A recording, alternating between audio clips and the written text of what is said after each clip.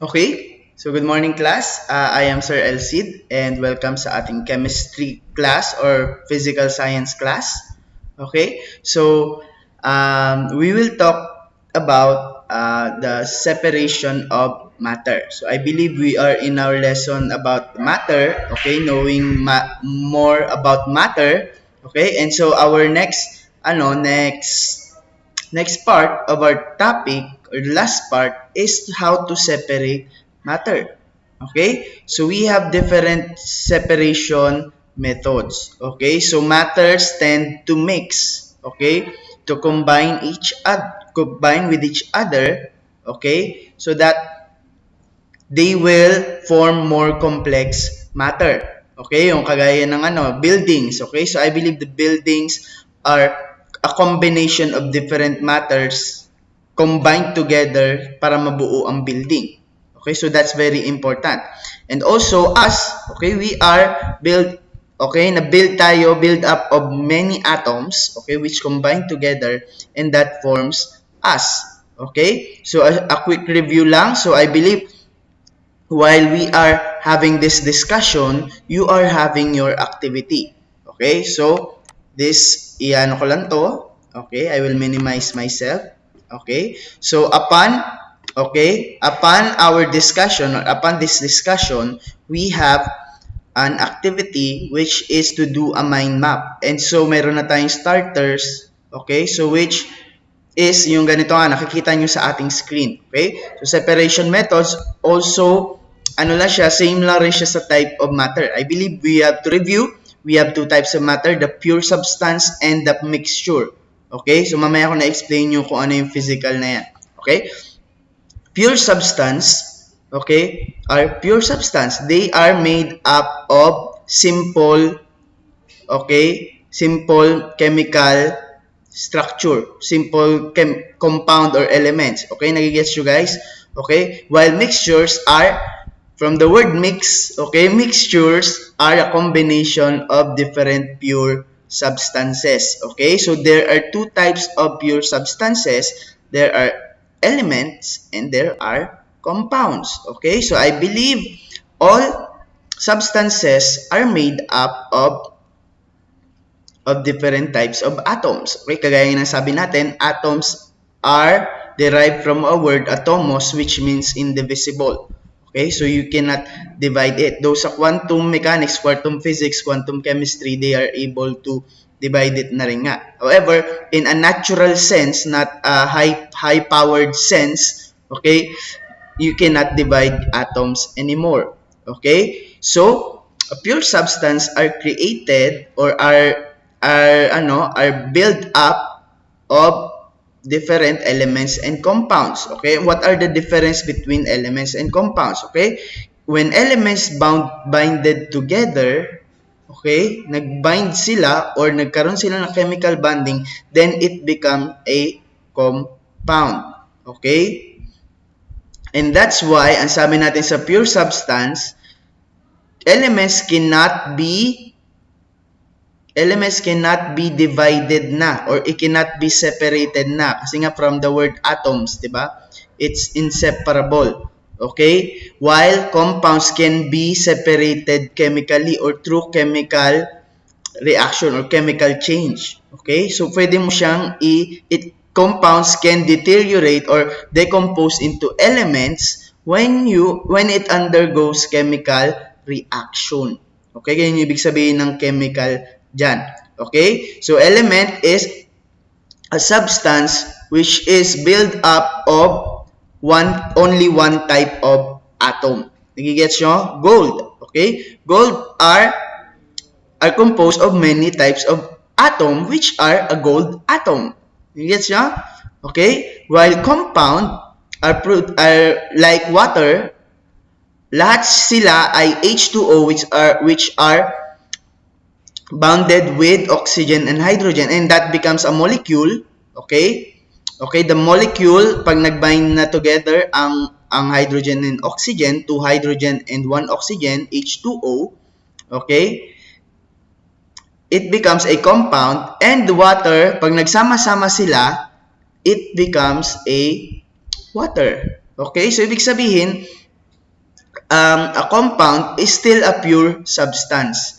Kasi though it is made up of hydrogen and oxygen, okay, lahat ng molecules ng water are still H2O.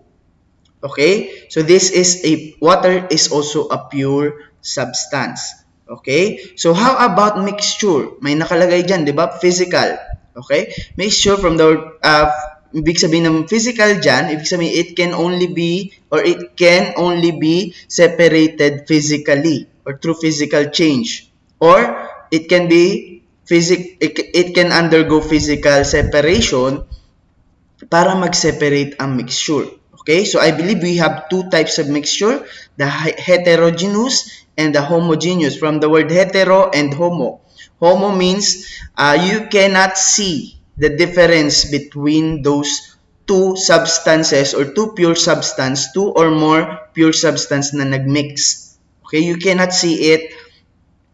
You cannot see it. Like when water and salt, when salt water mixed with each other, it is composed of NaCl and H2O na molecules and atoms, but in your naked eye, on our naked eye, we cannot see their difference. That's why tinawag siyang homo. Okay? Hetero naman means, okay, hetero, you can see the difference just by looking at it from the word physical nga, di ba? So you can see it physically. Okay? So heterogeneous, okay, so like halo-halo or yung sand and gravel, you can see their difference ng mga substance na components niya.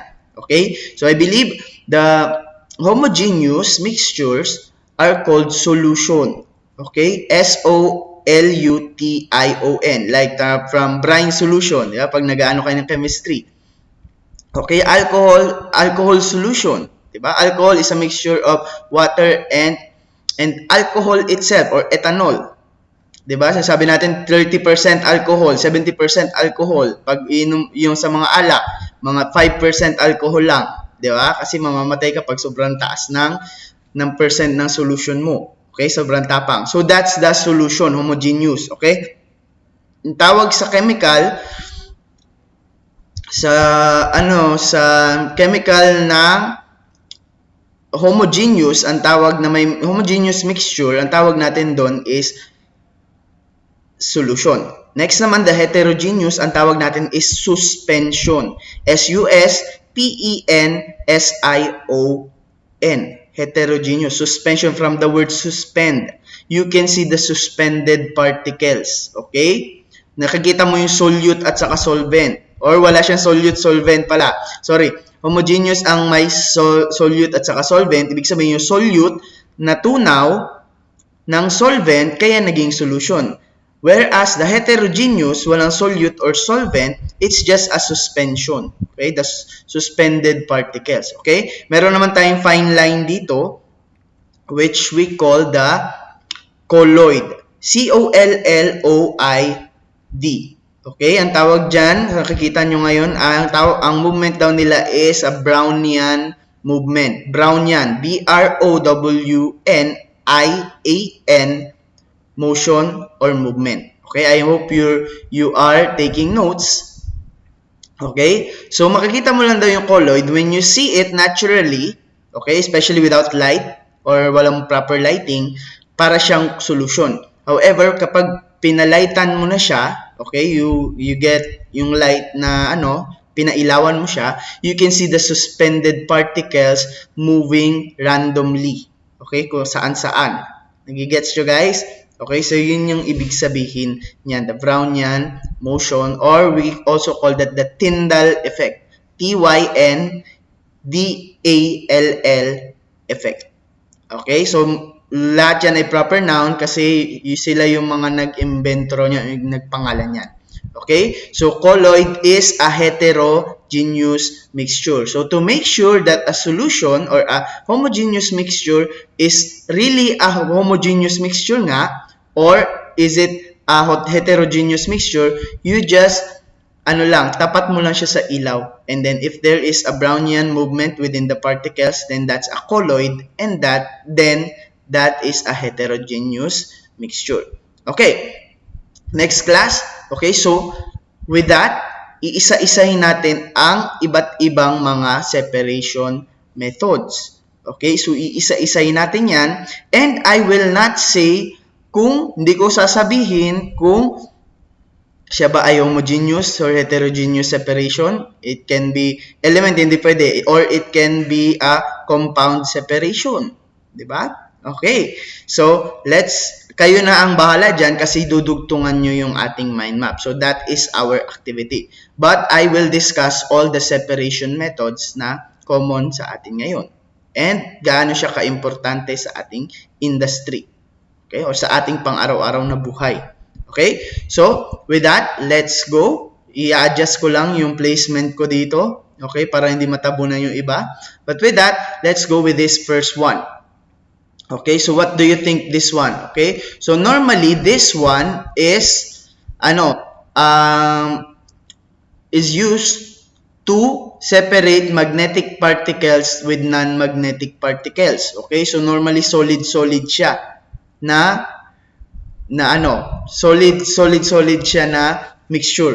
Okay, so take note guys ha, kayo yung maglalagay ng branches diyan, okay, sa ating mind map. Okay, na sinabi ko sa inyo. Okay, so normally ang mangyayari, they will be placed in a magnetic roller. Okay, so dito tayo guys, nakikita niyo yung aking arrow.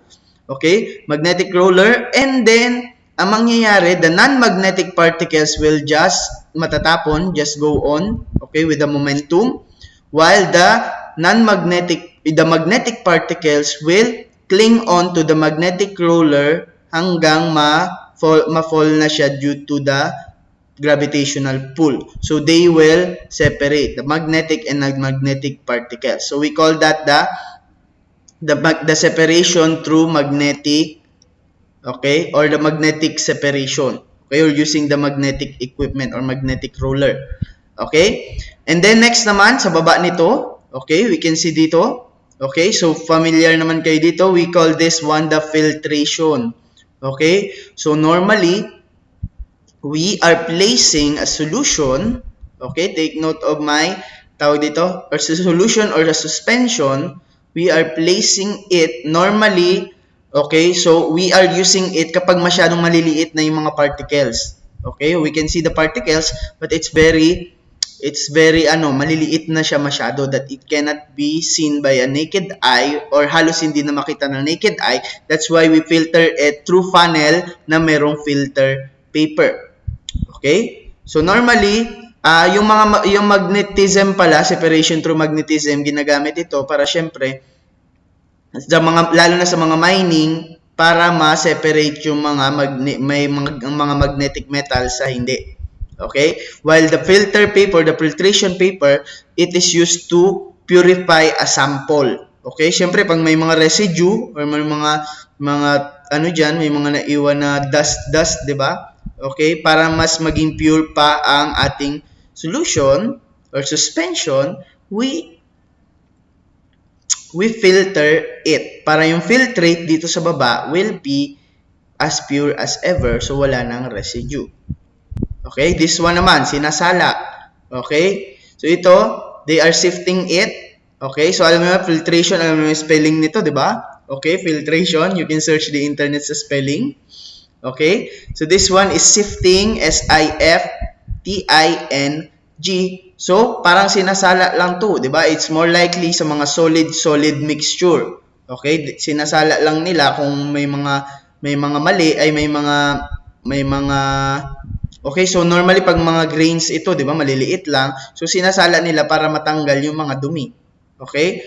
Then next naman, this one is sedimentation or settling. Okay? So, ang ginagawa nila dito sa pinakababa, okay, we have the muddy water here. Okay? So, since muddy water is a combination of mud or dirt and clear water, okay? So, ang mangyayari, they are just settling it or sedimentation tawag dito or settling. S-E-T-T-L-I-N-G or sedimentation. Okay? So, dahil sa gravitational pull, okay, at saka mas mabigat rin naman talaga yung mud or yung dirt, okay, it will settle sa baba. and yung clear water nasa taas due to its density. Okay? Then, what will happen next is the decantation. Okay, decantation. Ito yung sa katabi niya. Okay, tinuturo na aking arrow. Beware sa aking arrow.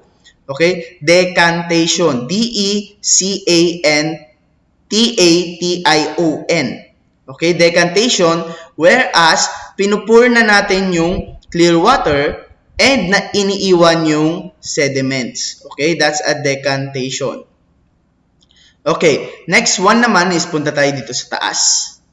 Okay? So, wait lang guys. Yan. So, this one, as we can see, nakita nyo dito, ang tawag dito is decomposition. So, ibig sabihin, nagde-decompose na yung living organism na to or yung apple. Diba? Okay? Ang mangyayari dyan guys, okay? So, this one, they are ang mangyayari dito is, this is out of all this one, napapansin nyo yung lahat ng to is nasi-separate by physical means. Okay? Through gravity and then through ganito ganyan, di ba? You can physically separate it. Okay? Using device or pwede mo nga siyang i-handpick kagaya nito. Okay? Handpicking or manual separation. Di ba? O, nag-lockdown na tayo, di ba? Okay, but this is a natural process whereas all the atoms or all the molecules here ay nagde-decompose through time. Ibig sabihin, nabubulok at naghihiwa-hiwalay. So, this is a chemical change or chemical type of reaction. Okay? So, ang tawag natin dito is decomposition. D-E-C-O-M-P-O-S-I-T-I-O-N. Okay? So, isa ring example nito is the decomposition of water through electrolysis. Electrolysis. Electro, tapos L-Y-S-I-S. Whereas, kinokuryente nila yung tubig using the cathode ray and anode ray or the positive charge and negative charge part ng battery. And then, ang mangyayari is yung hydrogen ay mapupunta sa positive side and the oxygen may mapupunta sa negative side dahil they are attracted with each other. Okay? So, ayan nangyayari, ito ang kanilang chemical process which is yung H2O becomes an H2 and O2 and then ibabalance nyo pa yan siya. So, this type of reaction is a decomposition reaction. Ibig sabihin na decomposition reaction, nag-break down ang kanyang mga substance into different types of elements or nag-break down ng compounds into different types of elements or compounds itself. Okay, yung malalaking compound na break into compounds and then yung mga compounds pa na maliliit na it breaks into elements. Okay, so that's how they separate by a chemical reaction. Okay, so alam nyo na kung saan nyo nilalagay. Okay? So next one naman is akyat tayo dito.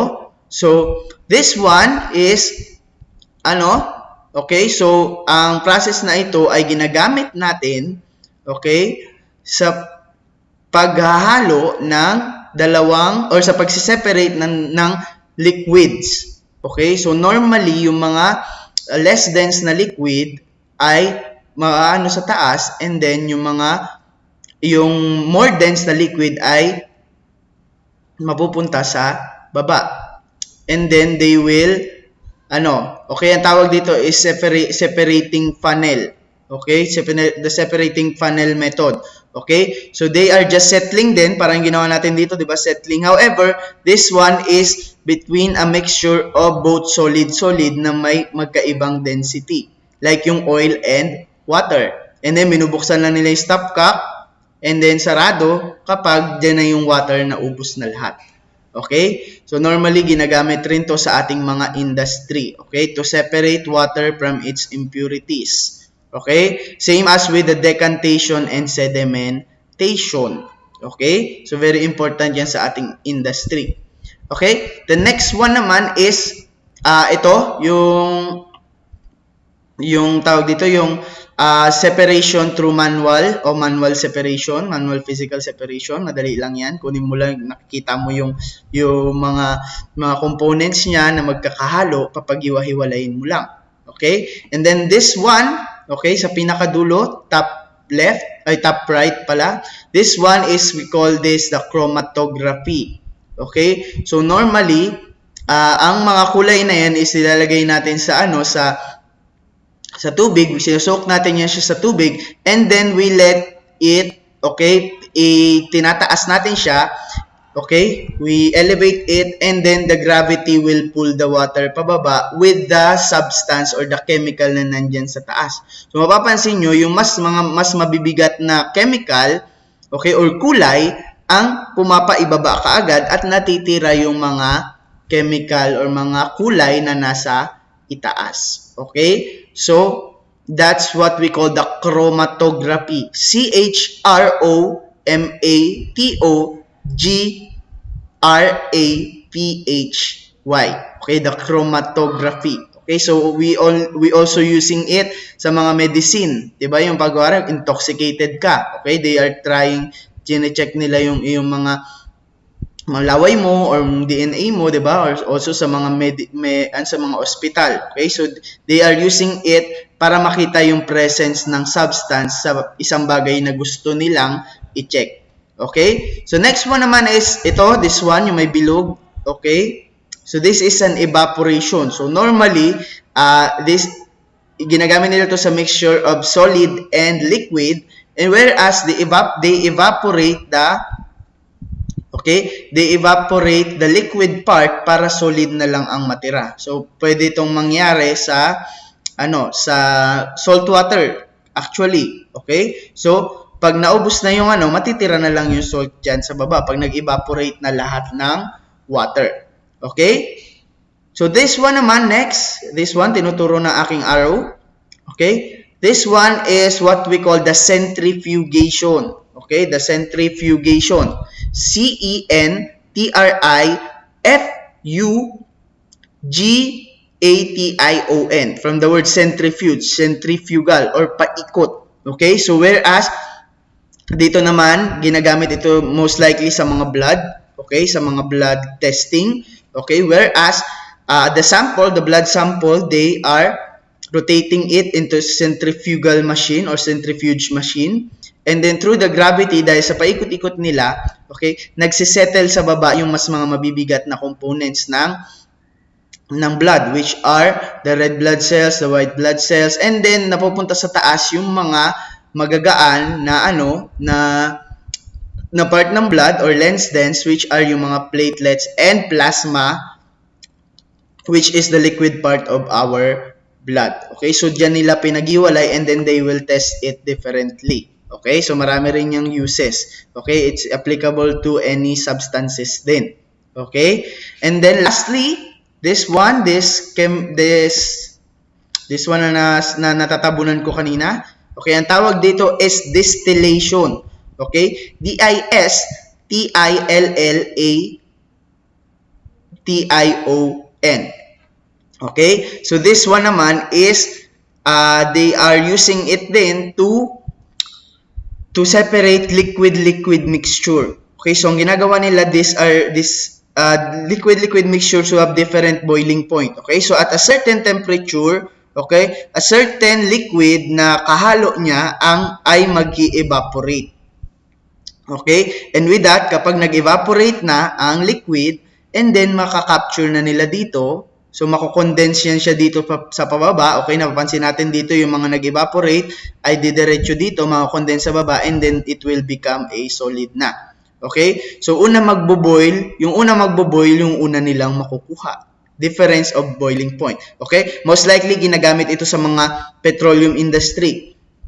Okay, kasi nakukuha nila sa ilalim ng dagat or ng lupa ay crude oil lang. So, ibig sabihin, mixture pa siya ng diesel, gasoline, ng kerosene, ng natural gas, ng oil, and ng asphalt mismo. So, they are gradually boiling it hanggang sa mauna mag-evaporate yung natural gas, kinakapture na nila agad kasi gas na rin yun.